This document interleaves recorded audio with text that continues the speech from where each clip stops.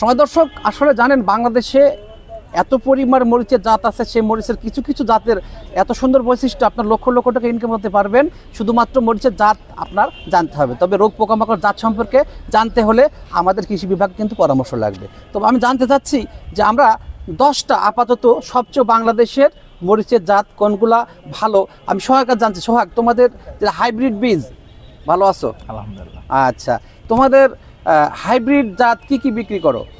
আমাদের এখানে Bijli plus, Bijli plus 2020, green fire, long fire, green hot, এই জাতীয় এই হাইব্রিড বনিসগুলো আমাদের এলাকায় বেশি চলে।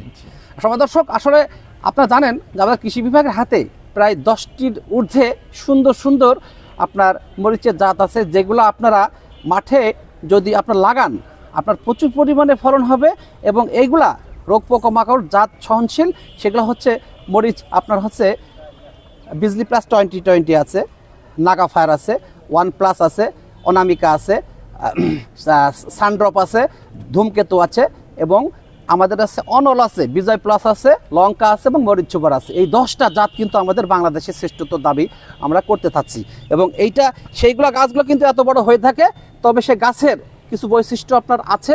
সেই গাছের যদি রোগ পোকামাকড় জাত সম্পর্কে আমাদের জানতে হয়, আমাদের এই সোহাগ আছে, ইনি কিন্তু হচ্ছে বাংলাদেশের একটা কি বলবো স্বনামধন্য একজন মানে কি বলবো পেস্টিসাইড সেলার। এবং হচ্ছে সবচেয়ে বড় কথা হচ্ছে উনি অনেক পরিমাণ জানে। আমি আমি আমি মনে করি উনি যে পরিমাণ জানে অনেকেই জানে না। যাই বা হোক, আমাদের কৃষি বিভাগের পরামর্শ থাকবে এবং সোহাগের কাছে আপনারা আসবেন, আমরা একত্রিত মিলিত হয়ে আমাদের কৃষি বিভাগের পরামর্শটা আপনাদের সামনে তুলে ধরবো। ধন্যবাদ।